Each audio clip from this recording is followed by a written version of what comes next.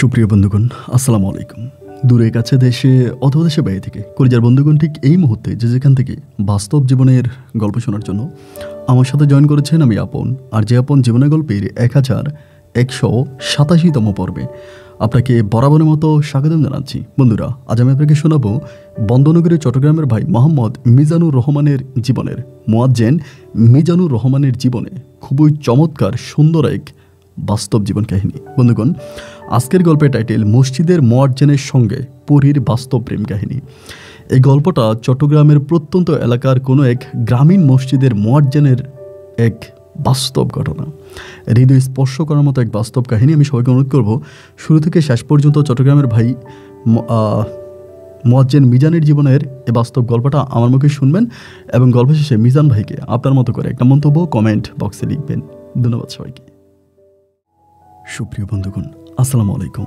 আমার নাম মোহাম্মদ মিজানুর রহমান, আমার বাড়ি বন্দনগরী, চট্টগ্রাম। বন্ধুরা, আমি আমার জীবনের গল্পটা শুরু করার শুরুতে আপনাদেরকে আমার পরিবারের বিষয়ে জানিয়ে রাখি। আমার পরিবারে আমি আছি, আমার বাবা আছে, মা আছে, রয়েছে আমার দাদিমণি সহ আমার ছোট 2টা বোন। আমরা টোটাল 2 বোন 1 ভাই। আমাদের পরিবারটা চট্টগ্রাম শহর থেকে অনেক দূরের কোনো এক ছোট্ট গ্রামে এক উচ্চ মধ্যবিত্ত পরিবার। আমার বাবা পেশায় ছিলেন একজন মাওলানা সহ একজন মসজিদের ইমাম। মসজিদের ইমামতি করতেন।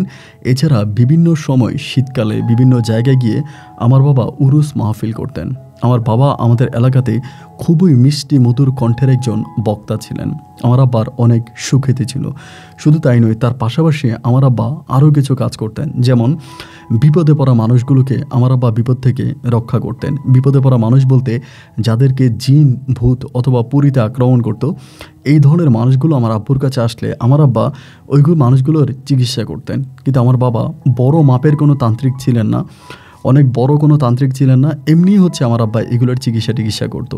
আমি ছোটোবেলা থেকে দেখে আসতাম অনেকেই আমার আব্বার কাছে এই তান্ত্রিকের কবিরাজি চিকিৎসার জন্য আসতো। অনেক কুমারী মেয়ে আছে যাদেরকে হচ্ছে জিনে ধরতো, জিনে ছাড়তো না, জিনে বিভিন্ন ধরনের সমস্যা করতো। এই মেয়েগুলো আমার আব্বুর কাছে আসতো, মেয়ের পরিবার নিয়ে আসতো।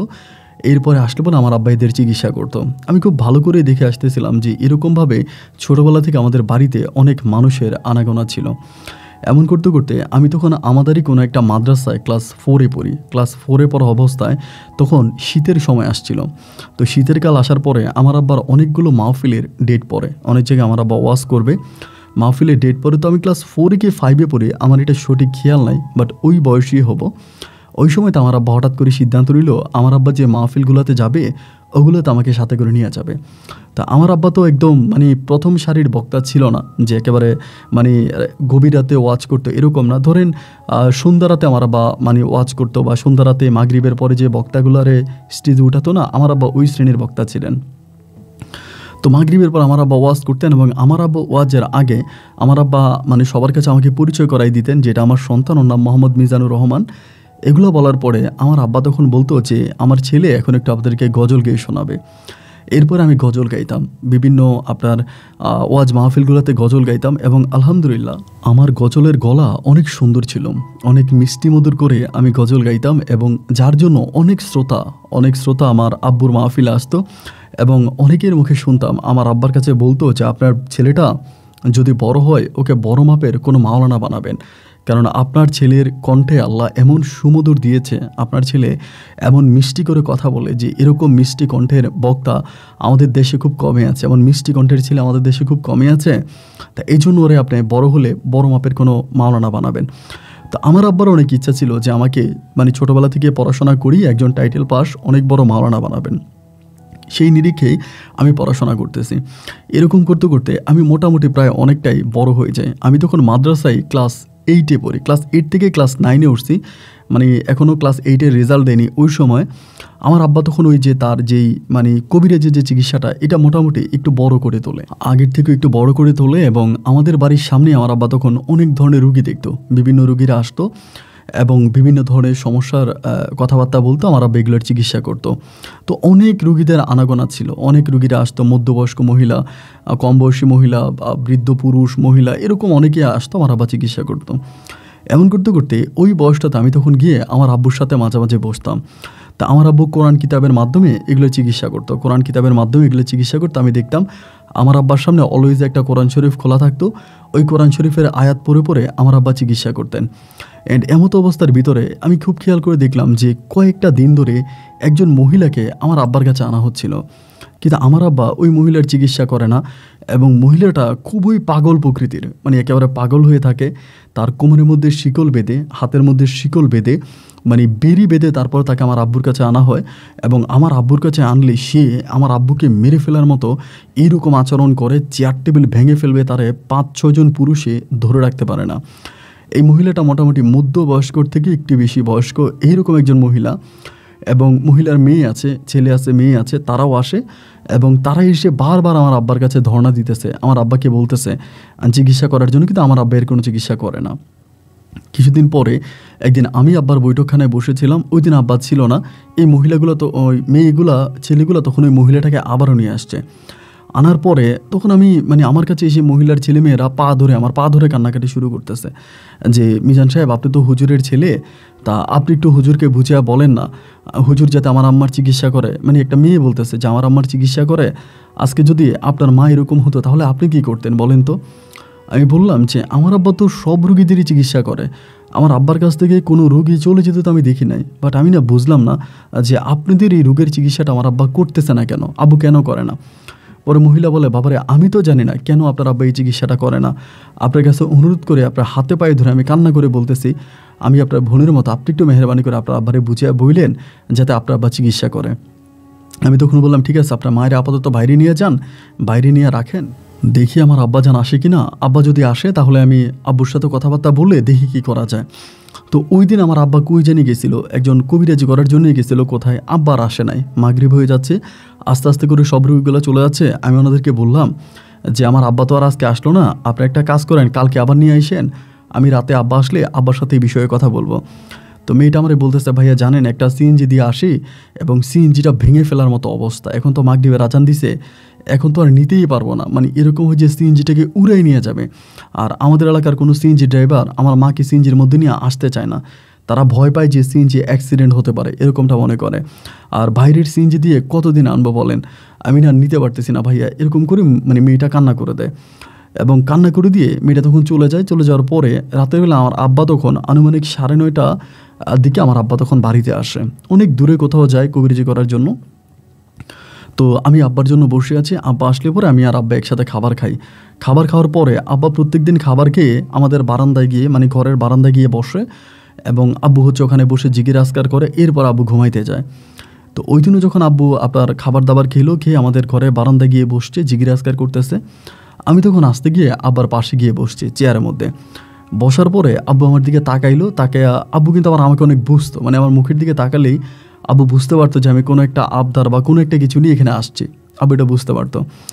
পরে আমি আসছি, আসার পর আব্বু আমার বলে যে কিরে তোর কি মন খারাপ? আমি বললাম না আব্বা, মন খারাপ না, তোমার সাথে একটু কথা বলার জন্য আসছিলাম।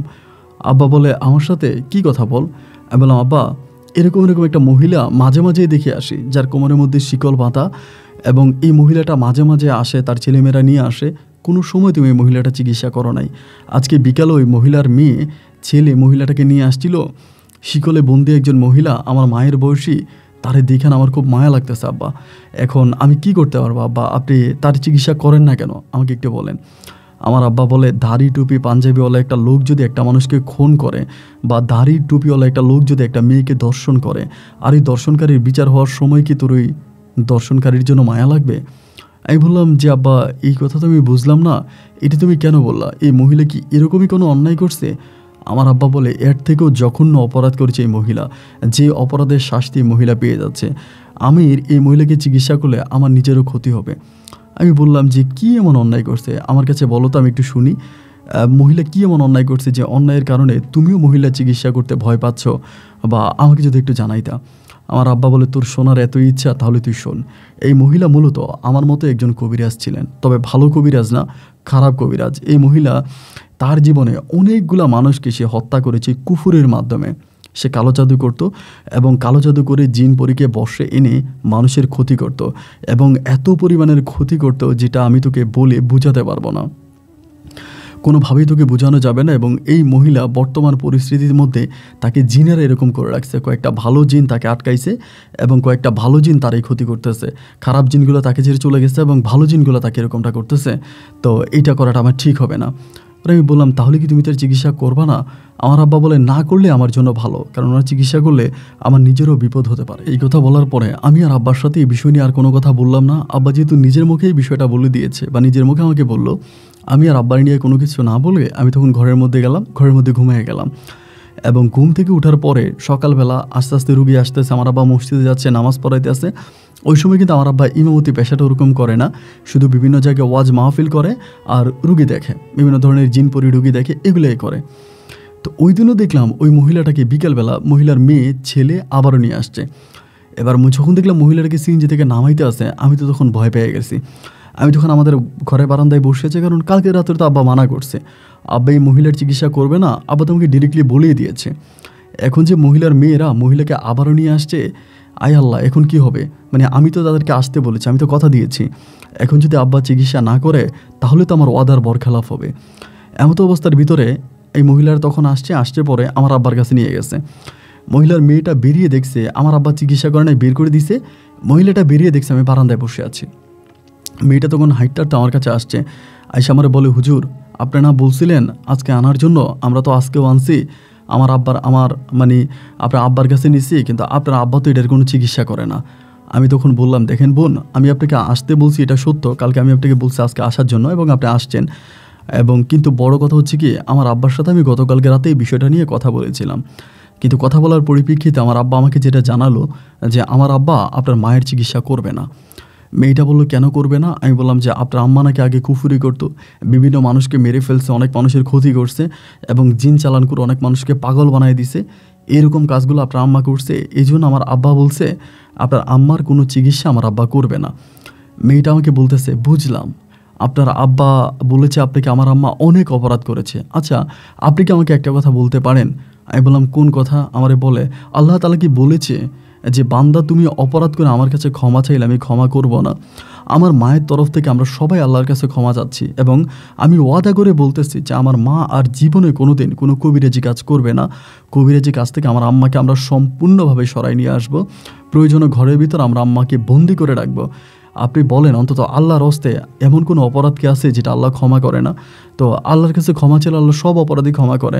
আমরা এতগুলা ভাই বোন মিলে আপনার কাছে ভিক্ষা চাচ্ছি, ক্ষমা চাচ্ছি, আপনি অন্তত আপনার বাবার কাছে যা বলেন যে আল্লাহর হস্তে যাতে আমার আম্মার চিকিৎসাটা করে।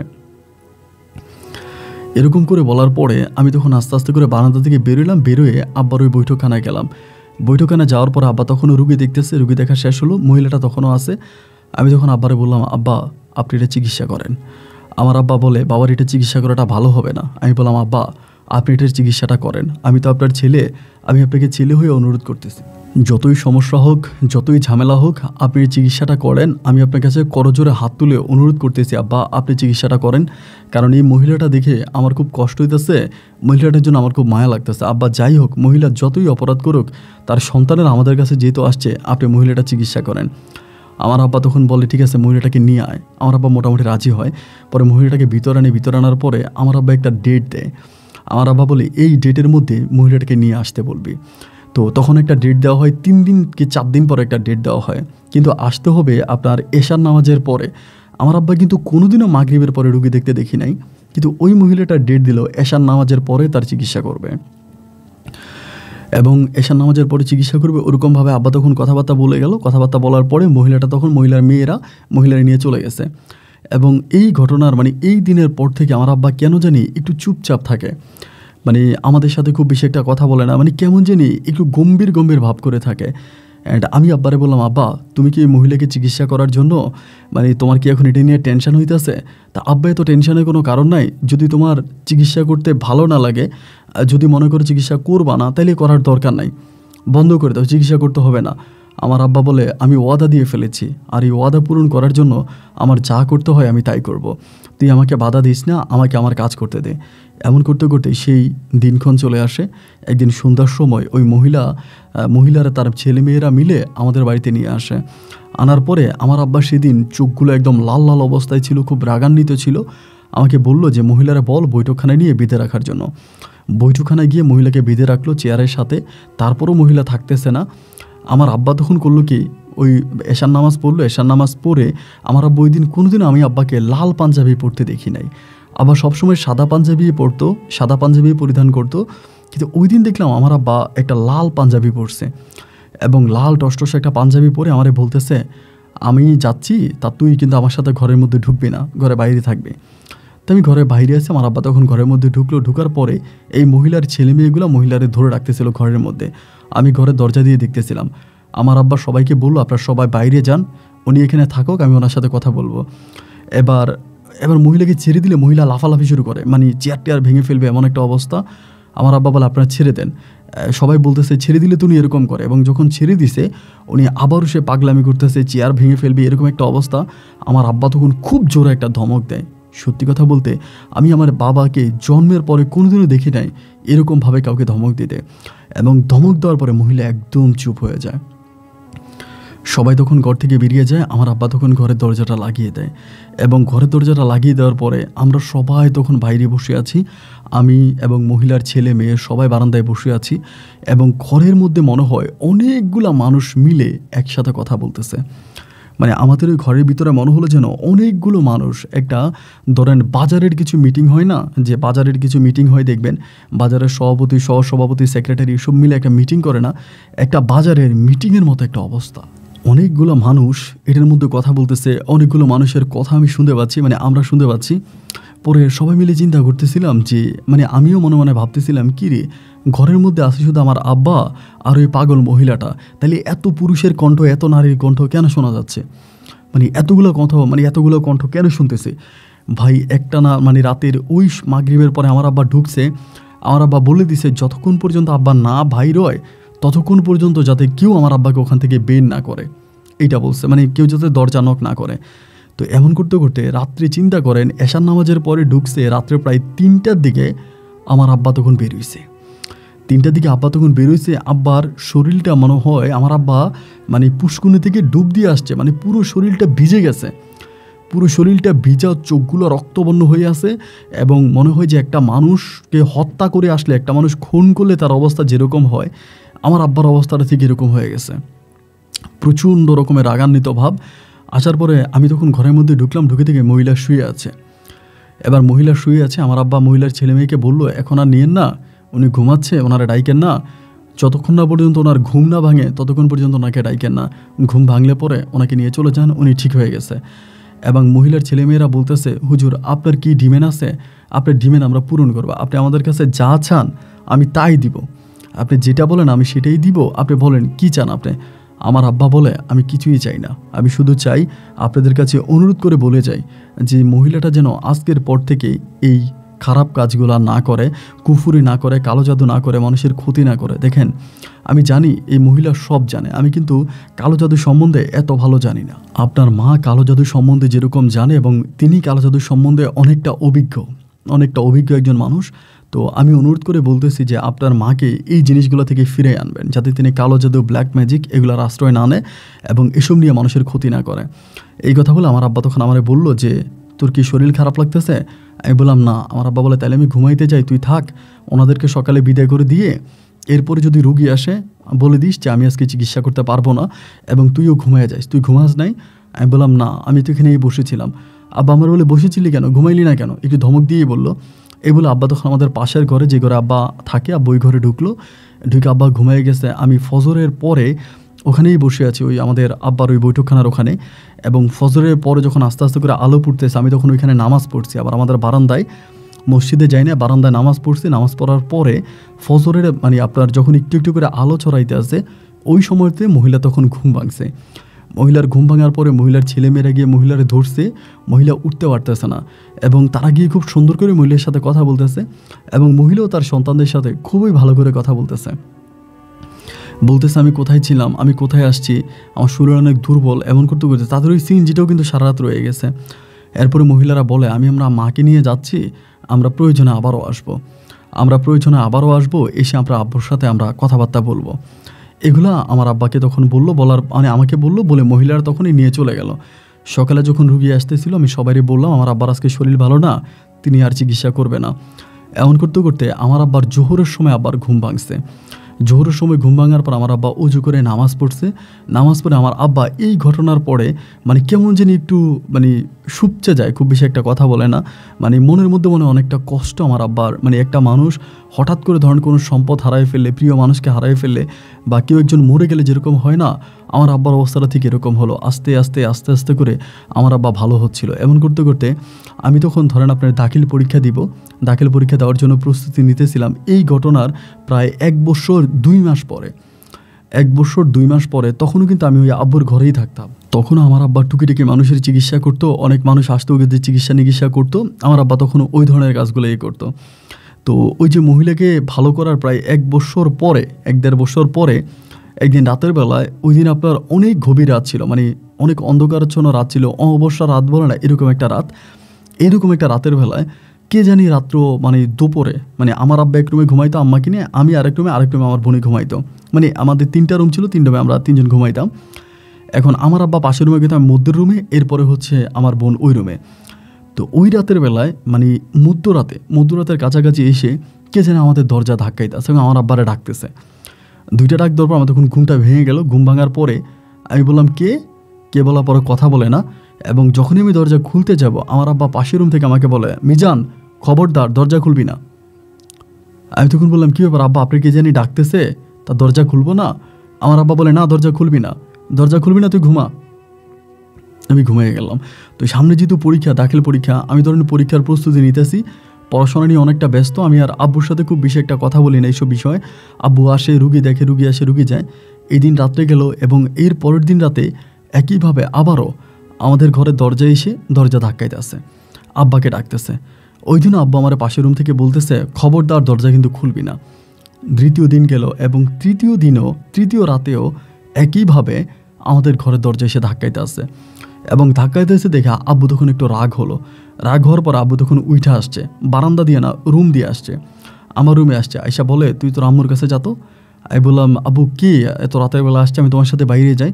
আমার আব্বা বলে, তুই আমার সাথে বাইরে আসার দরকার নাই, তুই তোর আম্মুর কাছে যা, আর আমি ঘরে ফিরে আসা পর্যন্ত বাইরে আসবি না। আমি বললাম, আব্বা তুমি কোথায় যাচ্ছ, এত রাতের বেলায় কে ডাকলো, তোমার কোনো বিপদ হলো কি না?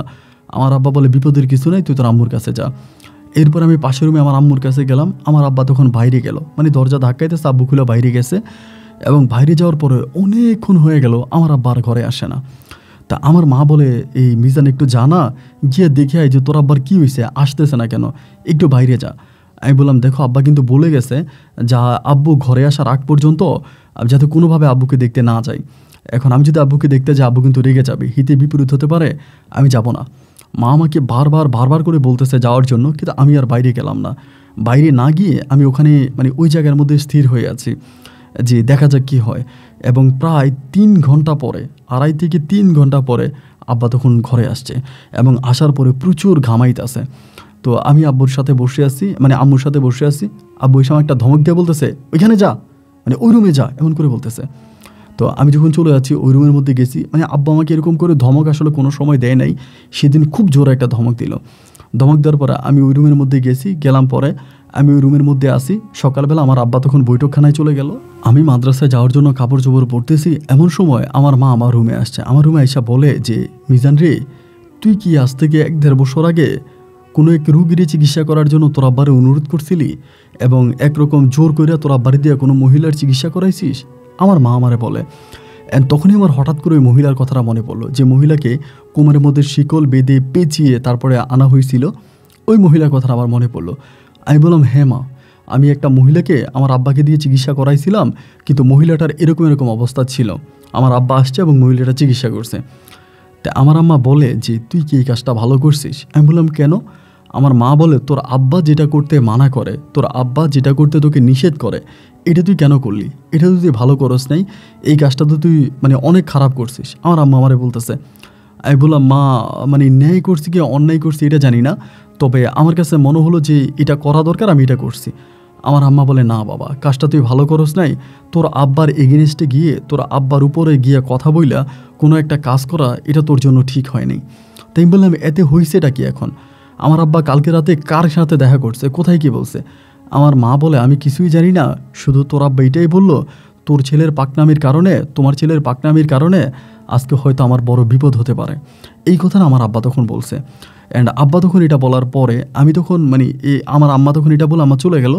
আমি মাদ্রাসায় গেছি, মাদ্রাসা থেকে আসার পরে দেখি আমার আব্বা আমাদের বাড়ির সামনেই বসে আছে, একটা চেয়ারের মধ্যে বসে আছে, বসে বসে তবজি গুনতেছে।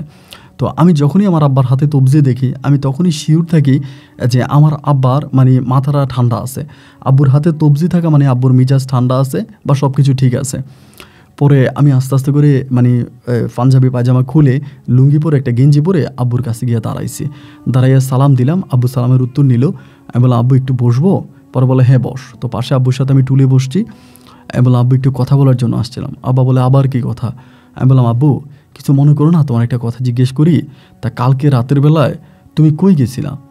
আমার আব্বা তখন আমার মুখের দিকে তাকিয়ে বলে এটা কি তোর জানার খুব বেশি প্রয়োজন? আমি বললাম না প্রয়োজন না, আমার প্রয়োজন না, কিন্তু আমি মাদ্রাসায় যাওয়ার সময় আম্মা আমার এই কথাগুলো বললো। তা আম্মা আমার এই কথাগুলো কেন বললো? ওই মহিলা চিকিৎসা করার কারণে তোমার কি ক্ষতি হয়েছে? আমার আব্বা বলে কি ক্ষতি আমার হয়েছে এটা তুই মহিলার বাড়ি গিয়ে দেখে আয়। আমি বললাম আমি তো মহিলার বাড়ি চিনি না, মহিলার বাড়ি কই? আমার আব্বা বলে আমি চিনি, ঠিকানা নিবি? ঠিকানা নিয়ে দেখে মহিলা কি করতেছে। আমি বললাম আব্বু কিন্তু তোমার কথা বুঝি না, তুমি আমারে বুঝাও। আমার আব্বা বলে এই মহিলাটা দীর্ঘ 14 বছরের মতো এই খারাপ কাজগুলো করছে। 14 বছর খারাপ কাজ করে অনেক জিনদের ক্ষতি করছে, অনেক মানুষদের ক্ষতি করছে, অনেক মানুষকে সে মেরেও ফেলছে। এবং এই জন্য ভালো কিছু জিনেরা মিলে মহিলাটাকে অ্যাটাক করছে এবং মহিলাটাকে পাগল বানায় রাখছে। এই মহিলার ছেলে মেয়েরা মিলে তখন আমার কাছে নিয়ে আসছে মহিলাটার চিকিৎসা করার জন্য।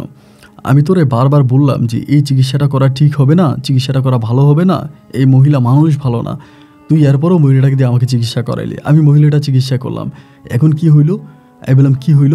আমার আব্বা বলে এই মহিলা আগের চেয়েও আরও বেশি ডেঞ্জারাস হয়ে উঠছে।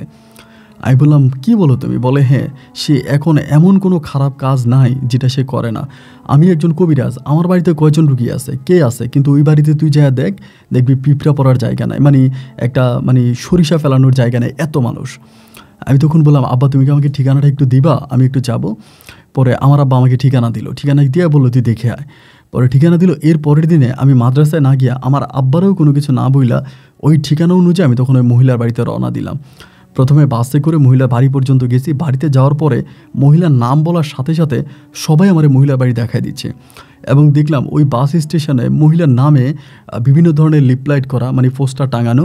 উনি এমন বড় একজন তান্ত্রিক কবিরাজ, বিভিন্ন দেশ থেকে ওনার কাছে মানুষজন আসে এবং দলে দলে মানুষজন ওনার বাড়ির দিকে যাচ্ছে।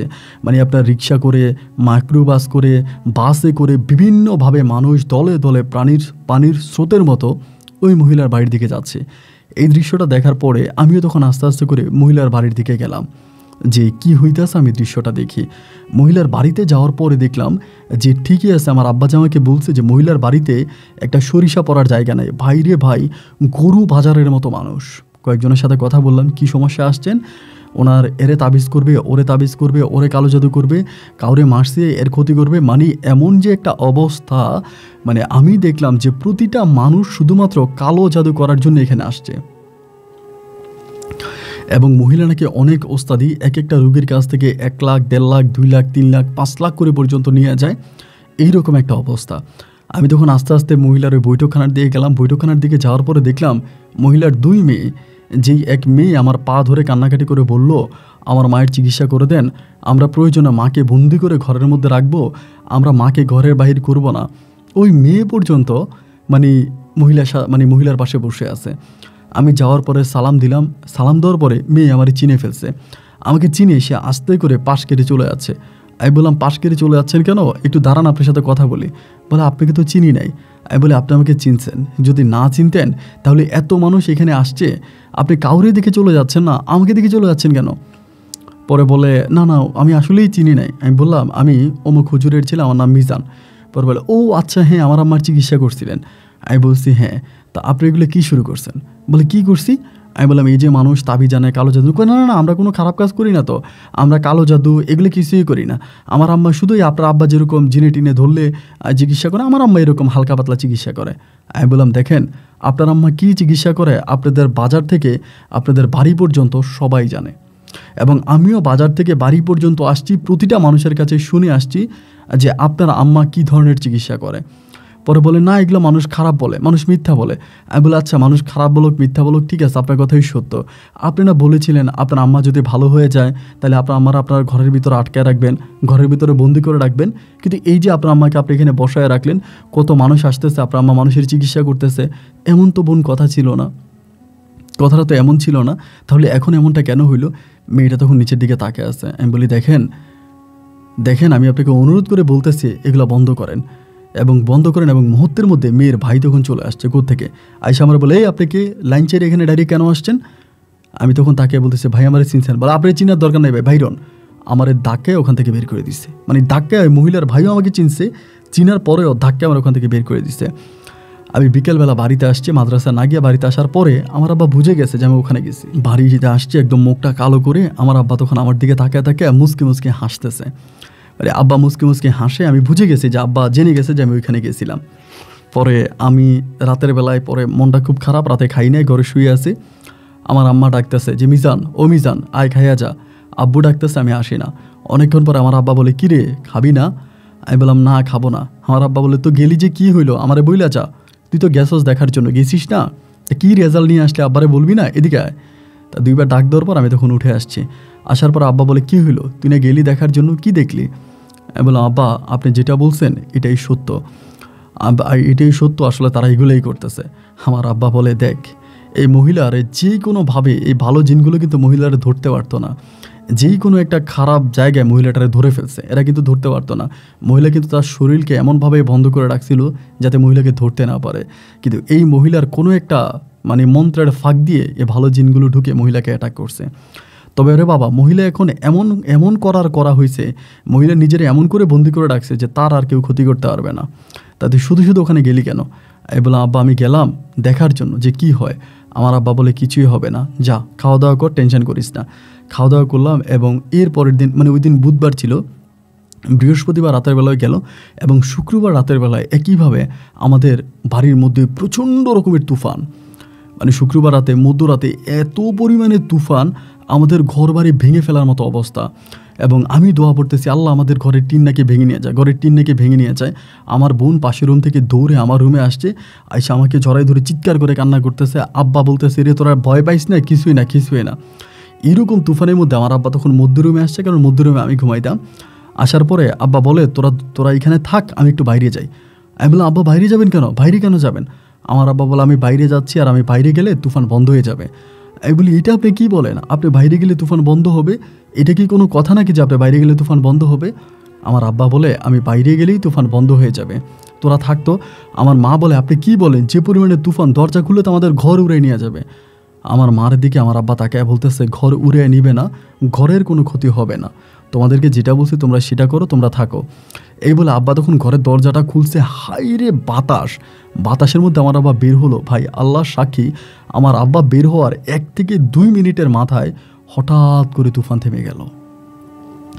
তুফান থেমে যাওয়ার পরে আমার আব্বা বাইরে গেছে, এবং বাইরে যাওয়ার পরে কার সাথে জানি আমার আব্বা কথা বলতেছে লাইক ঝগড়া করতেছে, এমন একটা অবস্থা, মানে ঝগড়াঝাটি হইতেছে। পরে আমার আম্মা বলে যে কিরে বাবা একটু জানা, দরজাও কিন্তু খোলা, দরজা কিন্তু লাগাই নেই। আমি বললাম যে মা কই যামু? আমার মা বলতেছে মনে হয় কেউ না কেউ, তোর আব্বা কারো চিকিৎসা করছে, কেউ না কেউ মনে হয় আসছে, তুই একটু জানা বাবা। আমি যেতে চাই না, তা মা আমাকে জোর করে পাঠাইছে। জোর করে পাঠানোর পরে আমি তখন ঘর থেকে একটু বেরোয়ার পরে যেদিকে মানুষের কথাবার্তা শোনা আছে ওই দিকে তাকে আমি দেখলাম যে ভাই মানে পাগড়ি মাথায় দেওয়া অনেকগুলো লোক, আমার কাছে মনে হয় 15-20 জনের মতো লোক। আমার আব্বা ওইখানে তাদের সাথে কথা বলতেছে, মানে আমার আব্বা এখানে, তারা চারদিকে আমার আব্বাকে ঘিরে ধরেছে, আমার আব্বুর সাথে তর্কাতর্কি করতেছে, কোনো একটা বিষয় নিয়ে তর্কাতর্কি করতেছে, কথা কাটাকুটি করতেছে।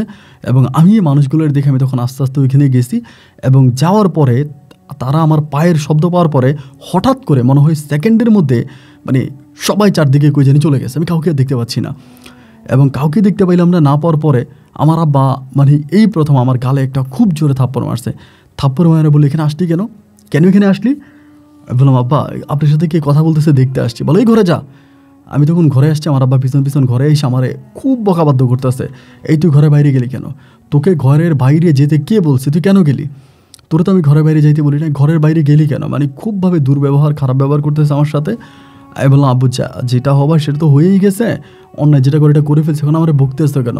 আমার আব্বা বলে তুই আর কত অন্যায় করবি, তুই তো তোর মায়ের বিধবা বানাইবি, তোর বোনগুলারে তুই এতিম বানাইবি। এই কথা বলার পরে আমার মা তখন আব্বার জড়াই ধরে বলতেছে আপনি কী বলতেছেন, এগুলো কী শুরু করছেন, কী বলেন, এই তো রাতের বেলা এইসব কী কথা বলেন? আমার আব্বা তখন মারে বললো চলো ঘরে চলো, রুমে চলো। আমার তখন রুমে নিয়ে গেল। আমার বোন তখন আমার দিকে তাকিয়ে আছে, আমি তখন বুঝতে পারতেছিলাম না যে আমি কি করব। এবং এরপরে প্রায় প্রতি রাতের বেলায় মানুষ এসে আমাদের ঘরের দরজা ধাক্কায় আমার আব্বা কী করে ঘর থেকে বের হয়। দরজা ধাক্কা দিলে আব্বা ঘর থেকে বের হয়ে ওনাদের সাথে কথাবার্তা বলে এবং আবার চলে আসে। এরকম করে 14 দিন 15 দিনের মতো কেটে গেছে। এবং একটা পর্যায়ে আমার আব্বা রুগী দেখা বন্ধ করে দিছে। এই যে রুগী দেখতো না, রুগী দেখা বন্ধ। আমার আব্বা রুগী টুগী দেখে না, এই ঘরের মধ্যেই থাকে এবং খুব একটা টেনশনে পড়ে যায়। আমার মা বলে আপনি যদি না বুঝেন না পারেন তাহলে বড় কোনো তান্ত্রিকের কাছে যান, বড় কোনো কবিরাজের কাছে যান, গিয়ে আপনি এই বিষয়টা নিয়ে কথা বলেন। এভাবে কি কাটতে পারে নাকি? আপনি আইসা ঢাকে আপনি ঘরের বাইরে যান, আপনার একটা ক্ষতিও তো করে ফেলতে পারে। আমার আব্বা বলে আমি ওদেরকে কন্ডিশন দিয়েছি এবং ওই কন্ডিশন অনুযায়ী আমি ওদের সাথে কাজ করেছি। এখন আমার কন্ডিশন, আমার শর্ত ভঙ্গ হয়েছে, কিন্তু ওদের কোনো দোষ নাই। ওরা যা করতেছে ওদের সব কিছুই ঠিক আছে। অপরাধ করছি আমি, অপরাধ করছে তোমার ছেলে। এবং এই ঘটনার পরে এরকম করতে করতে আমার আব্বা একটু অসুস্থ হয়ে গেল, মানে অনেকটা অসুস্থ হয়ে গেল। একদিন আমার আব্বার দিনের বেলায়, সকালবেলা মানে রাতের বেলায় ওই রকম ওদের সাথে গিয়ে তর্কাতর্কি করে আসছে। ফজরে আজান দিছে, পরে ঘরে আসছে। এবং ঘরে আসার পরে আমার আব্বার প্রচণ্ড জ্বর, মানে এত পরিমাণের জ্বর বলার মতো না। সারাদিন আমার আব্বা বিছনা থেকে উঠতে পারে নাই, বিছানার মধ্যে শুয়ে আছে এবং শুয়ে থাকা অবস্থায় জ্বরে ভুগতেছে, খুব খারাপ অবস্থা। দুপুরবেলা ডাক্তার নিয়ে আসে, ডাক্তার এসে স্যালাইন দেয়, ওষুধ দেয় এবং দেওয়ার পরে আমার ডাক্তার চলে যায়। এবং ওই দিনও রাতের বেলায় একইভাবে ওরা এসে আমার আব্বারে ডাকতেছে, আমার আব্বার নাম ধরে ডাকতেছে। 2টা ডাক দেওয়ার পরে আমার আব্বা তখন উঠে ওদের সাথে দেখা করতে যায়। আমার আম্মা বলে আজকে তো আপনার শরীর ভালো না, শরীরটা তো অনেক খারাপ, জ্বরে পুরোটা শরীর পুড়ে যাচ্ছে, আজকে না হয় না চান, ওনাদেরকে ঘরের ভিতর থেকে বলে দেন ওরা চলে যাওয়ার জন্য। আমার আব্বা বলে যে না, আজকে যেতেই হবে, আজকে না গেলে ওরা তোমার ক্ষতি করবে, তোমাদের ক্ষতি করবে, আমি চাই না তোমাদের কোনো ক্ষতি হোক, আমি যাই। এই বলে আমার আব্বা তখন ঘরের বাইরে যায়। এবং ঘরের বাইরে যাওয়ার পরে ওই দিন আব্বা ঘরের বাইরে গেলে পরে অন্যদিন তো আব্বু ঘরের বাইরে গেলে ধরেন তর্কাতর্কি হইতো, চিল্লাচিল্লি হইতো, ঝামেলা হইতো, অনেক কথা কাটাকাটি হইতো, এগুলো ঘরের ভিতর থেকে আমরা শুনতে পেতাম।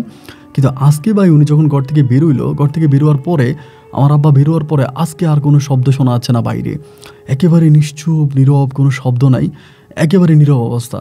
আমি তখন মারে বললাম কী ব্যাপার মা, আব্বা যে আজকে বাইরে গেল, আজকে তো বাইরে থেকে কোনো শব্দ আসতেছে না, আজকে তো বাইরে সব একেবারে নীরব নিশ্চুপ, ঘটনা কি?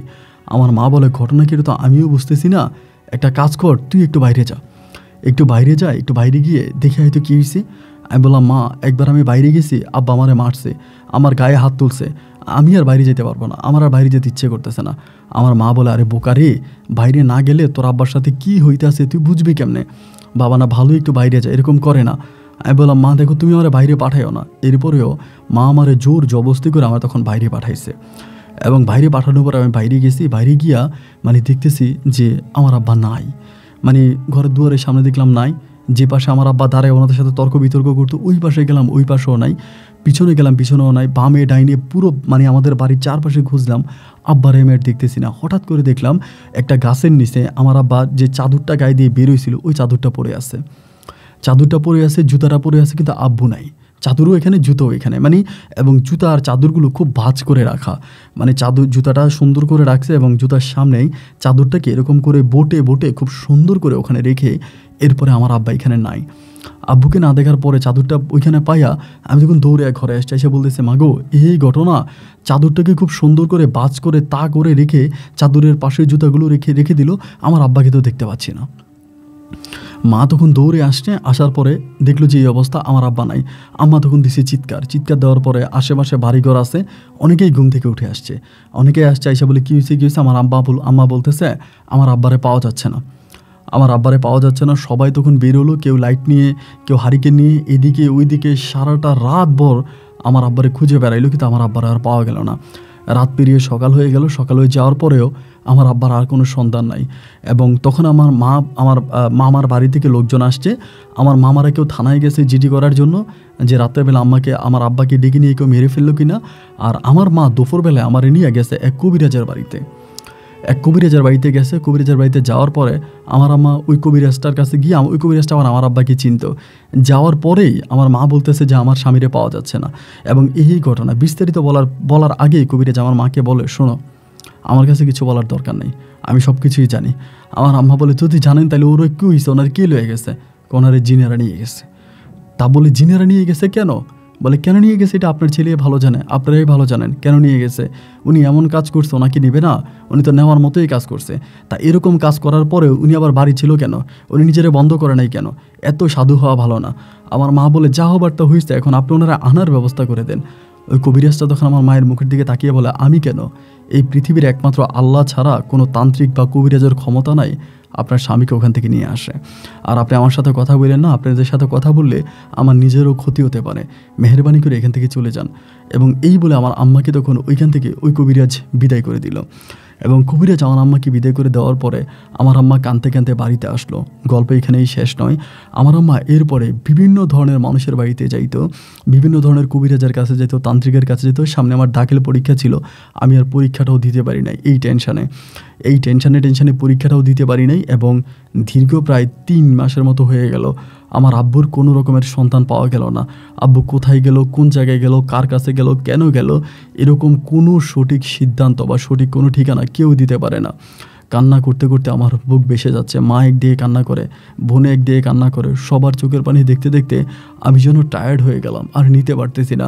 মনে মনে বলতেছি, ও আল্লাহ, আর কত দেখব, আর কত কান্না করব, আর কত কষ্ট পাবো, আল্লাহ আর তো সহ্য হয় না, ও আল্লাহ গো আল্লাহ, আর তো সহ্য হয় না। এরকম করে কান্নাকাটি করতেছি। এবং এই কান্নাকাটি করতে করতে আমাদের সময়গুলো কাটতেছে। তখন পরিবারে দেখা দিল পর্যাপ্ত অভাব। আমার আব্বা তো ধরেন অত বেশি টাকা পয়সা ইনকাম করতো না, আমাদের অত বেশি টাকা পয়সাও ছিল না। তো পরিবারে প্রচণ্ড অভাব দেখা দিছে। মানে আমার 2টা বোন আছে, আমি আছে, মা আছে, দাদি আছে, এদের খরচ দেওয়া আমার মায়ের পক্ষে সম্ভব হচ্ছে না। মানে চলাফেরা করতে পারতেছে না, খুবই অভাব দেখা দেয়, মানে অনেক অভাব দেখা দেয়। এবং অভাবে পড়ে আমি তখন আমার অনেক বন্ধুদের সাথে আলোচনা করি কোথাও কোনো চাকরির ব্যবস্থা করা যায় কিনা। কারণ পারিবারিক অবস্থা তখন তো অত্যাধিক খারাপ হয়ে গেছে। এই অবস্থার মধ্যে পরিবার তো আর চলে না ভাই, কিছু ইনকামের তো দরকার, পরিবারকে বাঁচাতে হবে।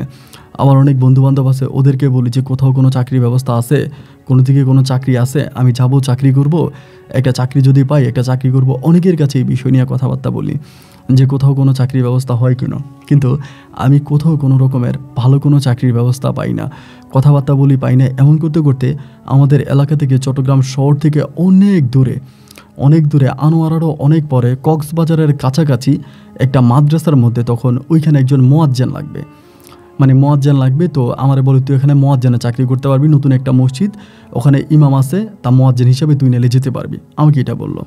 আমি বললাম, যদি মুয়াজ্জিনের চাকরি হয় তাহলে আমি করবো, সমস্যা নাই। এবং এই বলার পর আমাকে তখন আমার এক বন্ধু ঠিকানা দিল, এবং ঠিকানা অনুসারে আমি 2 দিন পরে ওই কক্সবাজারের মধ্যেই পড়ছে এটা, ওইখানে ওই মসজিদের মধ্যে আমি তখন গেলাম।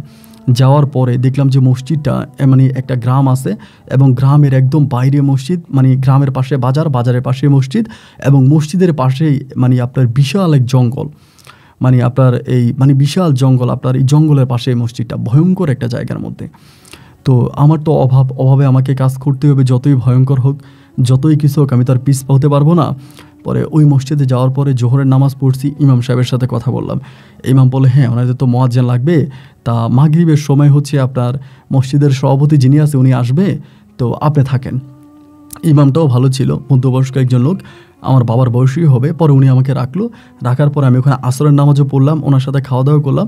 মাগরিবের নামাজ পড়ার পরে সভাপতি আসছে। পরে ইমামে তখন বললো যে, সভাপতি সাহেব, এমন একজন মুয়াজ্জিন আসছে আপনাদের মসজিদে চাকরি করার জন্য, এখন নিয়োগ দেবেন কিনা দেখেন। পরে উনি আমার দিকে তাকায়, মানে সভাপতি আমার দিকে তাকায়। দেখতে ওই সভাপতিটা অনেকটা ভালো ছিলেন, অনেক ধার্মিক টাইপের মানুষ। পরে আমার দিকে তাকিয়ে বলতেছে, কী নাম তোমার? আমি বললাম, আমার নাম মোহাম্মদ মিজানুর রহমান। পরে বলে, ও আচ্ছা, বাড়ি কই? পরে আমি বললাম যে অমুক জায়গায়। বলে, এত দূরে থেকে তুমি এনে ঠিকানা কীভাবে পাইলা? আমি বললাম, যেভাবে পাওয়ার পাইছি, একজনের মাধ্যমে খবর পাইছি আপনারা মুয়াজ্জিন খুঁজতেছেন, এই জন্য আসছি। পরে আমারে বলো, আচ্ছা ঠিক আছে, সমস্যা নাই, তুমি থাকো। এই বলে উনি গেছে। যাওয়ার পরে উনি আরও 3 জনকে নিয়ে আসছে। 3 জনকে আইন আমাকে মসজিদে বারান্দায় ডাকছে, ডাইকা বলতেছে, ঠিক আছে, আজান দাও। এটা আসরের পরে, মাগরিবের পরে আমি আজান দিলাম। আমার আজানের কণ্ঠ শুনে বলতেছে যে, ঠিক আছে, তুমি থাকো, বেতন কত দিতে হবে একটা বেতন নির্ধারণ করলে, এবং ইমাম সাহেবরে বললো যে আপনার সাথে রাখেন, আপনি যে বাসায় খাবেন ওই একই বাসায় খাবে, আপনি যেভাবে থাকবেন একইভাবে থাকবে, ও আজান দিবে মুয়াজ্জিনের কাজ করবে, আপনি ইমামতি করবেন। এরপর আমাকে ওখানে মুয়াজ্জিন হিসেবে নিয়োগ দেওয়া হয় এবং ওই দিন এশার নামাজ মানে ওই রাতে এশার নামাজের আজান আমি দিই। এবং আমি জানি না, এটা আল্লাহ ভালো জানে, আমার আজানের কণ্ঠ অনেক বেশি সুন্দর ছিল, অনেক সুন্দর ছিল, অনেক মধুর ছিল। আমার ওই মধুর কণ্ঠের আজানে দূর দূরান্ত থেকে মানুষরা এই মসজিদে আসতো, নামাজ পড়তো। এবং বেশিরভাগ ক্ষেত্রে দেখা যেত কি জানেন, ইমাম থাকার পরেও অনেকেই বলতো যে এই মিজান সাহেব আপনি যান, আপনি নামাজ পড়ান। মানে আমারে বলতো, আমার অবশ্যই দাড়ি ছিল, পাঞ্জাবি পরতাম, মানে দেখলে আমার বয়স কম মনে হতো না, মানে অনেক বেশি বয়সের মনে হতো, বাট আমার বয়সটা অনেক কম ছিল। পরে সবাই বলে যে মিজান সাহেব আপনি নামাজ পড়ান, মানে আমাকে নামাজ পড়ানোর জন্য ফোর্স করে। তা ইমাম সাহেবও থাকে, থাকার পর ইমাম সাহেব বলে আচ্ছা যাও মিজান তুমি নামাজ পড়াও। তা আমি তখন নামাজ পড়াইতাম, মানুষ আসতো, নামাজ পড়তো, মানে আমি তখন সব কিছু করতাম, মানে আমার মাঝেই সব কিছু ছিল। এরকম করে সময়গুলো কাটতে কাটতে একটা পর্যায়ে ওই যে ইমাম সাহেব ছিলেন, ইনি আস্তে আস্তে করে মানে মসজিদে আসা কমাই দিচ্ছিলেন। মানে উনি দেখে যে ফজরের নামাজও আমি পড়াই, জোহরও আমি পড়াই, আসরও আমি পড়াই, মাগরিবের সময়ও গ্রামবাসী বলে এই ইমাম সাহেব থাকলে আছে, এই সমস্যা নাই, মুয়াজ্জিন সাহেব আপনি নামাজ পড়ান, মানে আমারে নামাজ পড়ানোর জন্য দেয়। তো এইটা আমার জন্য খুবই লজ্জাজনক মনে হয়। এবং আমার ইমাম সাহেব আছে, আমার ইমাম থাকার পরেও তারা আমাকে নামাজ পড়ার জন্য পাঠায়, এটা আমি করতে চাই না, যেতে চাই না। এরপরও গ্রামবাসী আমাকে জোর জবস্তি করে আমার বলে যে না আপনিই নামাজ পড়াবেন, আপনিই পড়াবেন, মানে আমার ধমকায় ওই জায়গার মধ্যে পাঠায়, আমি তখন নামাজ পড়ি। তো ওই নামাজ পড়ি, তো কী আর করবো বলেন, গ্রামবাসী যখন এরকম করে ধরে, এখন এরকম করে ধরার পরে তো আমার আর কোনো অপশন থাকে না, কোনো সুযোগ থাকে না। তো এই সুযোগ না থাকার পরে আমি তখন চিন্তা করছি ঠিক আছে আমি নামাজ পড়াই। আমি তখন নামাজ পড়াই এবং এমন করতে করতে ইমাম সাহেব খুব কম আসতো, 2 দিন 3 দিনে একবার আসতো। এমন করতে করতে একদিন হলো কি আপনার, মানে দেখবেন যে অনেক সময় সন্ধ্যা রাতের বেলা আকাশে অনেক বড় চাঁদ ওঠে, মানে সন্ধ্যা রাতে দেখবেন চাঁদ ওঠে, চন্দ্রিমা রাত ছিল মনে হয়। তো ওই দিন রাতের বেলায় আমি তখন নামাজ পড়ানোর জন্য মানে আপনার আজান দেওয়ার জন্য দাঁড়াইছি, এশার নামাজের আজান। এশার নামাজের আজানটা দেওয়ার পরেই মানে আজানটা শেষ হওয়ার পরে আমার কাছে মনে হলো যে মসজিদের বাইরে মনে হয় অনেকগুলো মেয়ে দাঁড়ায় দাঁড়ায় হাসতেছে, মানে অনেকগুলো মেয়ের হাসির আওয়াজ আমার কানে আসলো। আসার পরে আমি তখন একটু অবাক হলাম, কী ব্যাপার, ওই এশার নামাজে কিন্তু এই মসজিদে মানুষ খুব কম আসে, হয়তো হাতে গোনা 2-3 জন যারা মসজিদের বাড়ির পাশে এরাই আসে, তা দূরের মানুষ কিন্তু কেউ আর আসে না। পরে আশেপাশের মসজিদের মানুষ মানে কয়েকজন আসছে, আসার পরে তখন আমি এখানে এসে নামাজ পড়াই আবার চলে যাই। এরকম করে এশার নামাজ এবং ফজরের নামাজ এই দুটো নামাজের সময় মানে দুইটার আজানের সময় আমার কাছে মনে হয় যে কে জানি মনে হয় হাসতেছে, মানে আমার মসজিদের বারান্দায় আমার আজানের শব্দ শুনে মনে হয় জানি কে হাসে, মানে যেটা আমার কাছে মনে হলো আর কি। এরকম করতে করতে আমি যখন মাঝে মাঝে রাতের বেলায় শুয়ে থাকতাম মানে ওই এলাকার মধ্যে, তখনও মনে হতো যে মনে হয় যেন কেউ আমার মানে বারান্দার মধ্যে হাসতেছে, মানে মসজিদের বারান্দায় হাসতেছে বা মেয়েদের হাসির শব্দ পাইতাম। এবং এই জিনিসগুলো আমার মনের ভিতরে খুব সন্দেহ জাগাতো যে এই জিনিসগুলো কী হয়। একদিন আমি করলাম কি, রাতের বেলায় মানে গভীর রাতে যখন এই হাসির শব্দ পাচ্ছিলাম, আমি যে রুমে থাকতাম ওই রুমের যে একটা আপনার জানালা ছিল, ওই জানালাটা আমি আস্তে আস্তে খুললাম এবং জানালা খুলে আমি দেখলাম যে অনেকগুলো মেয়ে, প্রায় 6 থেকে 7টা মেয়ে মানে মসজিদের সামনে যে পুকুর ছিল ওই পুকুরের মধ্যে গোসল করতেছে এবং হাসাহাসি করে পুকুরের মধ্যে গোসল করতেছে, পানির শব্দ শোনা যাচ্ছে। এবং আমি জানালা খুলে এটা নিজের চোখে দেখছি, দেখার পর আমি খুব ভয় পেয়ে গেছি। এবং ভয় পাওয়ার পরে আমি তখন করলাম কি, এর পরের দিন আমি নামাজটা পড়াইয়া ইমাম সাহেবকে খবর দিলাম। ইমাম সাহেব আসার পরে আমি তখন বাড়িতে গেছি এবং বাড়িতে গেছি। আর যাওয়ার সময় ওই দিন বাড়িতে গেছি, বাড়িতে যাইয়া আমার মায়ের বললাম যে মা এই ঘটনা। তো মা যেহেতু বাবাকে হারাই ফেলছে, বাবার কোনো খবর পায় না, মা তো ধরেন পাগলের মতো হয়ে গেছে। মা তখন সাথে সাথে আমার কবিরাজের বাড়িতে নিচ্ছে, আমার হাতে পায়ে এখানে ওইখানে বিভিন্ন জায়গায় আমাকে তাবিজ পরাই দিছে। এবার যখন তাবিজ পরাই দিল, তাবিজ পরিয়ে দেওয়ার পরে আমি তখন আসার পরে ভাই আমি এরকম হাসির শব্দ তখনও শুনতাম, বাট আমি আর কাউরে দেখতাম না। মানে তাবিজ পরিহিত অবস্থায় আমি কাউরে দেখতাম না, কিন্তু হাসির শব্দ আমার কানে আসতো। এই বিষয়টা নিয়ে আমি যখন মুয়াজ্জিনের সাথে কথা বলি, মুয়াজ্জিন আমাকে বলে যে এই দিঘিটা অনেক বড় একটা দিঘি, এই দিঘির মধ্যে রাতের বেলায় পরীরা আসে এবং পরীরা এসে গোসল করে, বাট ওনারা যখন গোসল করবে আপনি পানির শব্দ পাবেন, আপনি রুম থেকে বেরোবেন না, বের হইলে হয়তো আপনাকে মেরেও ফেলতে পারে, আপনি রুম থেকে বেরোবেন না এবং ওনারা গোসল করে আবার আপনি দেখবেনও না, দেখারও চেষ্টা করবেন না। তাই আমি তখন বললাম যে আচ্ছা ঠিক আছে আমি দেখবো না, আমার দেখার কি দরকার। আমি তখন আবারও গিয়ে মানে আমার মতো করে আমি ওখানে পড়ে আছি এবং তাবিজগুলো দিয়ে আছে। এমন করতে করতে হঠাৎ করে মানে তাবিজ পরিত অবস্থায় এখানে আসার প্রায় মাস 3 পরে আমার হঠাৎ করে মনে হলো যে আমার আব্বারে তো মানে জিনেরা নিয়ে গেছে। জিনেদের মধ্যে পুরুষ জাতি যারা আমরা তাদেরকে জিন বলি, এবং মহিলা জাতি যারা তাদেরকেও তো আমরা জিনে বলি। এটা তো জিন, পরি বলতে তো আসলে কোনো শব্দ নাই। তো আমার আব্বার সন্ধান তো কেউ দিতে পারে না, আমার আব্বার ঠিকানা তো কেউ দিতে পারে না। এই যে পরিগুলো এখানে গোসল করে, এরা অনেক হাসি প্রণবন্ত, এরা চাইলে মনে হয় আমার আব্বার সন্ধান আমাকে দিতে পারবে। এইটা আমার ভিতরে তখন মনে হলো, এবং এই জিনিসটা মনে হওয়ার পরে আমি তখন করলাম কি, আমার হাতের যে তাবিজগুলো, ওই তাবিজগুলো আমি খুলে ফেললাম। ইচ্ছা করেই খুলছি, খুলে তাবিজগুলো পরিরা যে পুকুরে গোসল করতো ওই পুকুরে ফেলে দিছি। ওই পুকুরে তাবিজটা ফেলে দিছি, এবং তাবিজটা ফেলে দেওয়ার পরে আমি তখন ওখানে আজান দিই। মানে আজান দেওয়া, এবং আজান দেওয়ার পরে মাঝে মাঝে খুব খেয়াল করে দেখি যে একটা মেয়ে, মানে আজান দিয়ে বের হওয়ার পরে দেখি একটা মেয়ে, মানে সবগুলো মেয়ের মাঝে একটা মেয়ে আলাদা হয়ে ওইখানে একটা মিম্বরের মতো একটা জায়গা আছে। আগে মিম্বার ছিল পুরনো মসজিদ থাকা অবস্থায়, বাট এখন আর মিম্বর নাই। ওই মিম্বারের উপরে বসে থাকে, বসে বসে আমার মানে আমি বসার পর আমি দেখি আমার দিকে তাকে মুচকে মুচকে হাসে। তো আমি তো জানি এটা একটা পরী, এটা কোনো মানুষ না, কারণ এত ফজরের টাইমে বা ফজরের আগে বা রাতের বেলা অনেক সময় দেখি। তো একদিন আমি কী করলাম, আপনার রাতের বেলায় প্রস্রাব করার জন্য উঠছিলাম, এবং উঠার পরে আমি দেখলাম যে ওইটা ওইখানে বসে আছে, ওইটা বসে আছে, আর বাকিগুলো কেউ নাই। মাঝে মাঝে অন্য পরীরা আপনার পুকুরে গোসল করতো, ওইখানে গোসল করতো, এরকম দেখতাম। ওই দিন কাউরেই দেখি না, বাকি পরীগুলোও নাই, খালি এইটা ওইখানে বসে আছে। এবং খুবই সুন্দর ভাই, সাদা একটা পোশাক গায়ে দিয়ে বসে থাকতো। মানে ডানাগুলোও দেখতাম, মানে ডানাগুলো আমার নিজের চোখে দেখা, মানে বাস পাখির মতো সাদা সাদা খুব বড় বড় ডানা, এগুলো এরকম ডানাগুলো ইয়ে করে ওখানে বসে আছে। পরে আমি কাছে গেছি, একদিন কাছে যাওয়ার পরে মানে উনি থেকে মোটামুটি একটু দূরে। আমার তো ছোটোবেলা থেকে খুব সাহসী ছিলাম, কারণ আমার আব্বা এই ধরনের কাজগুলো করতো। তো আমি এই ধরনের কাজের সাথে ছোটোবেলা থেকে ইনক্লুড, যার জন্য আমার মানে সাহস ছিল মোটামুটি। তো থাকার পরেও ওনার কাছে গেছি, কাছে যাওয়ার পরে ওনার সালাম দিলাম, ওইখানে গিয়ে সালাম দিলাম, আসসালামু আলাইকুম রহমতুল্লাহি ওয়া বারাকাতুহু। সালাম পাওয়ার পরে উনি সালামের উত্তর দিল, ওয়ালাইকুম আসসালাম। আমি বললাম, আমি কি আপনার সাথে একটু কথা বলতে পারি? পরে বলে, আমি তো আপনার সাথে কথা বলার জন্য বসে আছি। উনি যে কথা বলতেছে, উনি কথা বলার সময় ওনার নাকে বাজে উনি অন্যভাবে কথা বলে, মানে অন্য একটা সুরে কথা বলে। পরে আমি বললাম, হ্যাঁ বলেন, মানে আমারে বলে হ্যাঁ বলেন। আমি বললাম যে আপনি এখানে সবসময় বসে থাকেন, বাকি মেয়েরাও দেখি আসে, সবাই পুকুরে গোসল করে, হাসাহাসি করে, কিন্তু বেশিরভাগ সময় আপনি এখানে বসে থাকেন, এখানে কেন আসেন বা কেন সবাই আসে? বলে, বাকিরা আসে গোসল করার জন্য, দুষ্টুমি করার জন্য, আর আমি আসি আপনার আজানের শব্দ শোনার জন্য। আমি বললাম, মানি আমার আজানের শব্দ শোনার জন্য আসেন মানি? বলে, আপনি যে মধুর কণ্ঠে আজান দেন, শুনলেই না অন্তরটা জুড়িয়ে যায়। আপনার ওই মধুর কণ্ঠে আজান শোনার জন্য আমি এখানে এসে এসে আপনার আজান শুনি, আমার ভালো লাগে। আমি বললাম, তো আপনারা তো পড়ি, আপনারা তো জিন, আপনারা তো মানুষ না, তা আপনি যে আমার আজান শোনেন, আমার আজান কি সত্যি আপনার কাছে ভালো লাগে? বলে, সত্যি আপনার আজান আমার কাছে খুব ভালো লাগে, এবং আপনি এত সুন্দর করে আজান দেন। আমরা তো বিভিন্ন জায়গায় ঘুরি, বিভিন্ন জায়গায় যাই, অনেক মানুষের সাথে মিশি, অনেক মানুষের সাথে কথাবার্তা বলি, অনেকে আমাদেরকে নিয়ে যায়, কিন্তু মানে আপনার কণ্ঠের মতো কণ্ঠের আজান আমি পৃথিবীর আর কোনো সুরেই পাই নাই। আমি মক্কা মদিনায় গিয়েছি, আমি কাবা শরীফে গিয়েছি, আমি ফিলিস্তিনে গিয়েছি, আমি বিভিন্ন মুসলিম আরব দেশগুলোতে ঘুরেছি, কিন্তু বিশ্বাস করেন আপনার মতো এত সুন্দর করে আজান না কেউ দিতে পারে না।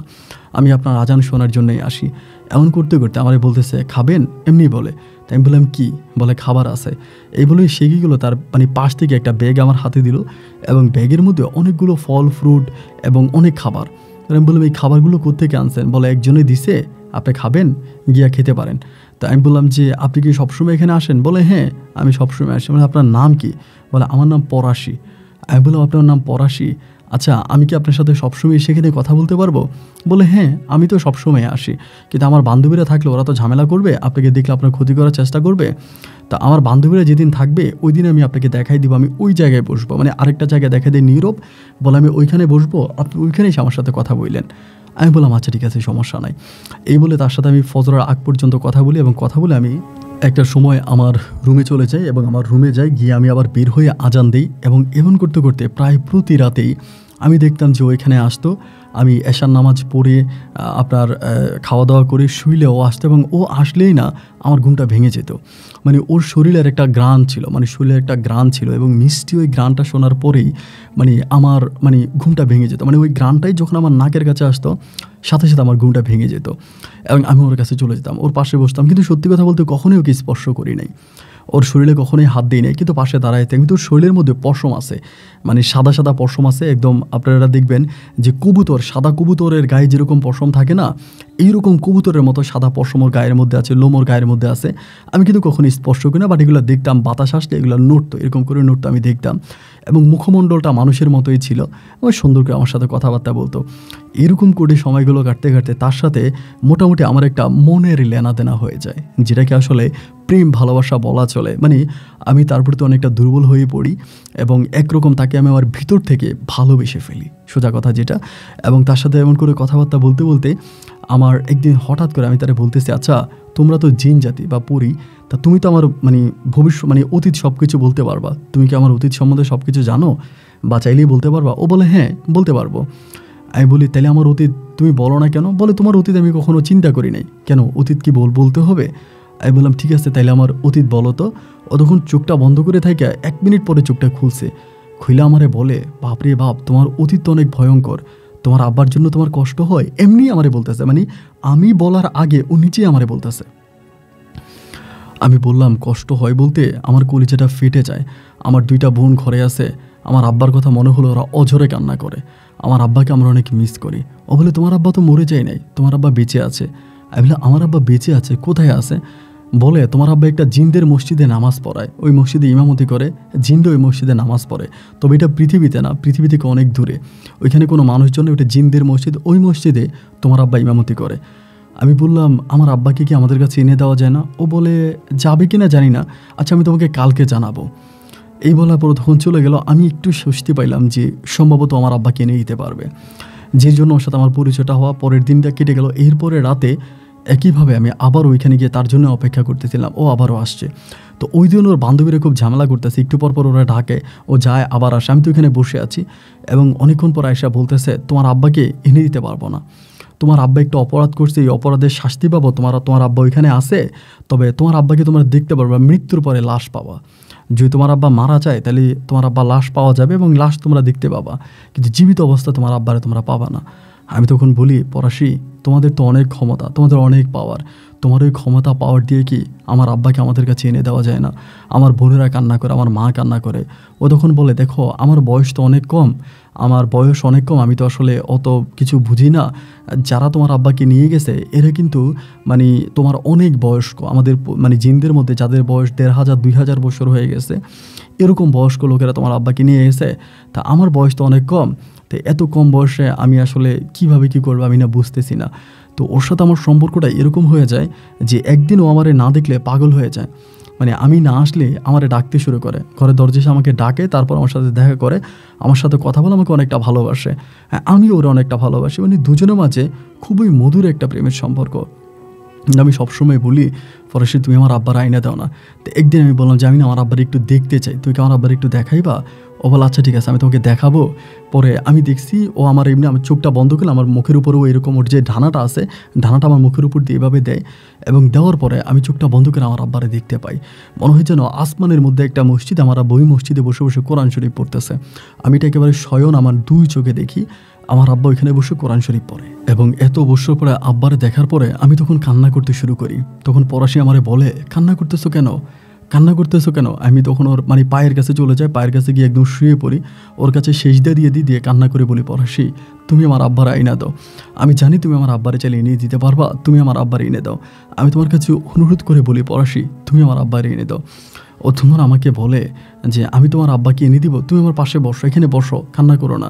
পরে আমি বসছি, পরে আমারে বলে দেখো আমি তোমার আব্বার যদি এনে দিই তাহলে আমার অনেক বড় ক্ষতি হবে, তবে সত্যি কথা বলতে কি জানো যে আমার তোমার অনেক ভালো লাগে, আমার তোমার সাথে অনেক সম্পর্ক মধুর, বাট তোমার জন্য আমি এই কাজটা করব, এটা করলে আমার অনেক ক্ষতি হবে আমি জানি, তারপর আমি তোমারে করব, কিন্তু তোমার কাছে আমার একটা অনুরোধ রইল, আমি যে তোমাকে এই কাজটা করে দিব, এই কাজটা করার পরে আমার যতই ক্ষতি হোক তুমি কিন্তু আমার জন্য মন খারাপ করবে না, আর আমার সাথে যদি তোমার কখনো দেখা নাও হয় এতেও তুমি মন খারাপ করো না। আমি বললাম না আমি কোনো কিছুই করবো না, আর আমি আমার বাবাকে পেতে চাই। পরে ও আমাকে একটা ডেট দেয়, একটা দিন দেয় যে ওই দিনে তুমি তোমার আব্বাকে পেতে পারো। তোমার আব্বা মসজিদ থেকে বের হবে, মানে অনেকগুলো লোক মসজিদ থেকে বেরোবে, এর মধ্যে তোমার আব্বা থাকবে। মানে একটা ডেট বলে যে একটা জুমার নামাজের তারিখ বলে যে জুমার নামাজের সময় তোমার আব্বা এরকম এরকম মসজিদ থেকে বেরোবে, তুমি ওনারা পাবা। একটা ডেট বেরো, ওই ডেট অনুযায়ী আমি তখন ওর সাথে দেখা করি, কিন্তু ওর কেমন জানি মনটা অনেক খারাপ, আমার আব্বাকে এনে দিবে এটা নিয়ে অনেকভাবে। ও প্রতিদিন তখন আর আমার সাথে দেখা করতে আসতো না, একদিন পরে পরে আসতো। এবং যেদিন জুমার নামাজ হবে তার বৃহস্পতিবার রাতের বেলায় ওর সাথে আমার দেখা হয়, আমাকে বলে যে তুই এই মসজিদ থেকে তোমার আব্বা বের হবে, এবং বের হওয়ার পর আমাকে একটা পানি দেয় যে তোমার আব্বাকে এই পানিটা তুমি ছিটাই দিবা বাড়িতে নিয়ে যাওয়ার পরে। তোমার আব্বা কিন্তু কাউরে চিনবে না, কারোর সাথে কথা বলবে না, তুমি তোমার আব্বাকে খেয়াল করবা, নামাজ শেষ হওয়ার পরে তুমি বারান্দা মানে মসজিদের গেটে গিয়ে দাঁড়াবা, তোমার আব্বাকে কিন্তু তুমি দেখবে, নাহলে কিন্তু উনি হাঁটতে হাঁটতে অন্য কোথাও চলে যাবে, ওনার কিন্তু স্মৃতিশক্তি নাই। এবং ওনাকে দেখে ওনাকে নিয়ে তারপর হচ্ছে তুমি বাড়িতে যাওয়া, বাড়িতে গিয়ে পানিটা ওনার মুখে ছিটাই দিবা। আমি বললাম আচ্ছা ঠিক আছে। তো এইটা বলার পরে আমি তখন সেখান থেকে আমার আব্বারে নিয়ে আমি তখন বাড়িতে গেছি, মানে আমার আব্বারে নিয়ে বলতে ওইখান থেকে ওর সাথে বিদায় নিয়ে আমি তখন ঘরে আসছি। আসার পরে ওই দিন আমি নামাজটা শেষ হওয়ার পরে মানে সালাম ফিরানোর পরেই আমি তখন আমার মসজিদের বারান্দায় এসে দাঁড়ায় আছি। ওই মসজিদের বারান্দায় এসে দাঁড়ায় থাকা অবস্থায় আমি দেখতে পেলাম অনেকগুলো মুসল্লির সাথে আমার আব্বাও মসজিদ থেকে বেরোলো। এত বছর পর আব্বাকে দেখে তো আমি আলহামদুলিল্লাহ বলে আব্বারে যে জড়ায় ধরে কান্না করতে শুরু করছে। তো সবাই আমার আব্বার মুখের দিকে তাকাইতেছে, কারণ এটা তো গ্রামের মসজিদ, সবাই তো সবাইরে চিনে, আমার আব্বারে তো কেউ চিনে না। সবাই আমার আব্বার মুখের দিকে তাকাইতেছে, আব্বারে বলতেছে এটা কে? আমি বললাম এটা আমার আব্বা, আমার আব্বা। এমন করে কান্না করি, আব্বা আমার দিকে তাকায়, সবার দিকে তাকায়, মানে একটু লাইক স্মৃতিশক্তি হারায় গেলে মানুষ যেরকম না এরকম। আমি সাথে সাথে গাড়ি খবর দিলাম, সিএনজি খবর দিলাম, দিয়ে আমার আব্বারে নিয়ে আমি বাড়িতে পানিটা নিয়ে গেছি। যাওয়ার সময় আব্বুরে বাড়িতে নিয়েছি, বাড়িতে নিয়ে যাওয়ার পরে ওইখানে যাওয়ার পরে আব্বারে ঘরের মধ্যে বসাইছি। আমার বোন, আমার মা, আমার আব্বার দিকে সবাই চিৎকার করে কান্না করতেছে যে আব্বু আব্বু, সবাই কান্না করতেছে এমন একটা অবস্থা। আমি তখন ওইখানে আমার আব্বুরে দেখলাম যে আব্বু ঘরের মধ্যে আছে, এবং ঘরের মধ্যে থাকা অবস্থায় তখন আমি আমার এই ঘরের মধ্যে যাওয়ার পর আমি তখন এই পানিটা বোতল থেকে নিয়ে আমার আব্বুর চোখে মুখে ছিটিয়ে দিছি। এই ছিটিয়ে দেওয়ার পর আমার আব্বা খুব জোরে আল্লাহ আকবার বলে একটা নিঃশ্বাস ফেলছে, এবং নিঃশ্বাস ফেলে আমার মাকে, আমার বোনকে আমাকে জড়ায় ধরে চিৎকার করে কান্না করতেছে। আমার আব্বা বলে আমি কেমনি আসলাম, আমারে কে আনছে, আমি কেমনি আসলাম, আমারে কে আনছে, এই জায়গায় কে আনছে, আমি কিভাবে আসলাম, আমারে মুক্তি দিল কে? কান্না করতেছে, মানে বিশ্বাস করেন পুরো 3-4 দিনের মতো আমার আব্বা কান্না করে। এবং 3-4 দিন পরে আমি তখন সেই মানে ওই মসজিদে আবারও যাই, আমি মানে পরাশির কাছে মানে চাওয়ার জন্য, ক্ষমা চাওয়ার জন্য। এবং পরাশির কাছে ক্ষমা চাওয়ার জন্য আমি তখন যাই। যাওয়ার পরে আমি পরাশিকে খুঁজি, মানে এখানে ওইখানে বিভিন্ন জায়গায় খুঁজি। এবং ওই সময় অনেক পরীরা যখন অজু করার মানে ওই যে মসজিদে এসে গোসল করতো, আপনার মসজিদের পুকুরে এসে গোসল করতো, আমি তখন ওই পুকুর ঘাটগুলায় যেতাম। এবং ওই ঘাটে যাওয়ার পরেও আমি দেখতাম যে মেয়েগুলোরে বাইরে থেকে দেখতাম, ওরা মানে মসজিদের মানে আমার ঘর থেকে দেখতাম যে ওরা গোসল করতেছে, ওদের গোসলের শব্দ পাচ্ছি, ওরা হাঁটাহাঁটি করতেছে, হাসাহাসি করতেছে, কিন্তু এখান থেকে বের হওয়ার পরে আমি আর ওদেরকে দেখতে পাই না। এরকম করে 1 দিন 2 দিন 3 দিন 4 দিন অনেক দিন ধরে, একদিন আমাকে পরিগুলা অনেক মারে। এরকম করে যেতে যেতে আমাকে একদিন মানে প্রচণ্ড রকমের আমাকে মারিয়ে পুরো রক্তাক্ত করে দেয়। আমি তখন এখান থেকে হসপিটালে ভর্তি করানো হয়। হসপিটালে ভর্তি করানোর পরে আমার আব্বা তখন মোটামুটি একটু ভালো হয়, হয়ে আমারে বলে তুই আর ওই মসজিদে ইমামতি করতে যাইস না, ওই মসজিদে ইমামতি করতে যাইস না, ওই তার ইমামতি করার প্রয়োজন নাই। এবং আব্বুকে যখন আমি পুরো ঘটনাটা খুলে বললাম যে আব্বা এমন এমন ঘটনা, ও তোমাকে এমনি এমনি এনে দিয়েছে। আমার আব্বা বলে ও যে আমাকে এখানে এনে দিয়েছে, তো ওর কিন্তু মানে পৃথিবীতে ও আর কখনোই আসতে পারবে না, এবং পৃথিবীর কোনো মানুষের সাথে ওর কোনো যোগাযোগও করতে পারবে না। এবং ওর যে ক্ষমতা ছিল পৃথিবীতে আসা, পৃথিবীর মানুষের সাথে কথা বলা বা মানুষের সাথে দেখা করা, ওই ক্ষমতাটা ওদের যেই জিনদের রাজা আছে, ওই রাজা ওই ক্ষমতাটা নিয়ে গেছে। ও আছে, বেঁচে আছে, মরে যায় নাই, কিন্তু ও কখনোই আর তোর সাথে কথা বলতে পারবে না এবং পৃথিবীতেও আর আসতে পারবে না। এবং এরপর থেকে আলহামদুলিল্লাহ আজকে প্রায় আপনার 20 থেকে প্রায় 17 থেকে 18 বছরের মতো কেটে গেছে। আমি বিয়ে শাদী করছি, এরপরে আমার আব্বা আমাকে বিয়ে করাইছে, আমার সন্তানাদি হয়েছে, আমার 2 বোনের বিয়ে দিছি। তো এরপরে এরপর থেকে আমার আব্বা কোনোদিন কোনো কবিরাজি করে নাই, বা আব্বা কোথায় ছিল, কোন জায়গায় ছিল, এই বিষয়ে আব্বা কোনোদিন আমাদেরকে কিছুই বলে নাই। এবং এগুলো জিজ্ঞেস করলে আব্বা বলতে আমার এগুলো কোনোদিন জিজ্ঞেস করবি না। এখন আমার আব্বা অনেক অসুস্থ, যে কোনো সময় আব্বা হয়তো মারা যেতে পারে। আমার ছেলে মেয়েদেরকে নিয়ে আমি অনেক সুখে আছি, অনেক শান্তিতে আছি, ভালো আছি। আর আপনার গল্প আমি শুনি মাঝে মাঝে, আমার কাছে ভালো লাগে, এবং সেই ভালো লাগে থেকে আমার জীবনে ঘটে যাওয়া ঘটনাগুলো আপনাকে বললাম। কিন্তু বিশ্বাস করেন এখনও যখন আমার পড়াশির কথা মনে হয় আমি চোখের পানি ধরে রাখতে পারি না। এখনও আমি 5 ওয়াক্ত নামাজে পড়াশির জন্য দোয়া করি। আমি তো জানি মৃত্যুর পরে জিন ইনসান দুজনেরই বিচার হবে। আমি মানুষ হয়ে ওই পরী পরাশির জন্য দোয়া করে আল্লাহ যেন পরাশিকে সমস্ত পাপ মুক্তি করে তাকে যেন জান্নাত দান করে। আপন ভাই, আজ যদি পারেন আমার গল্পটা রেকর্ড করবেন, আপনার মুখে আমার গল্প শুনলে ভালো লাগবে। চট্টগ্রামের অঞ্চল থেকে মোহাম্মদ মিজানুর রহমান। ভালো থাকবেন। আসসালামু আলাইকুম।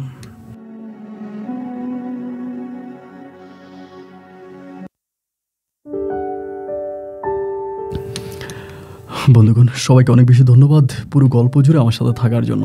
বিশ্বাস করেন, মাঝে মাঝে এমন কিছু গল্প পাই যে গল্পগুলো পড়ার পরে নিজের মনের ভিতরে কেমন জানি একটা শান্তি অনুভব করে। ঠিক আজকের এই গল্পটা জানি না আপনার কাছে কেমন লেগেছে। জীবনের গল্পের অনুষ্ঠানে আমার এই গল্পটা ভীষণ ভীষণ রকমের ভালো লাগা গল্পের মধ্যে একটা গল্প। আপনার কাছে কেমন লেগেছে সেটা অবশ্যই কমেন্ট বক্সে লিখবেন, এবং আজকের এই গল্প নিয়ে আপনার কোনো ব্যক্তিগত মতামত থাকলে সেটাও লিখতে ভুলবেন না। আজ এখানেই বিদায়, দেখা হবে অন্য দিন অন্য কারো বাস্তব জীবনের গল্প নিয়ে। আল্লাহ হাফেজ এন্ড আসসালামু আলাইকুম।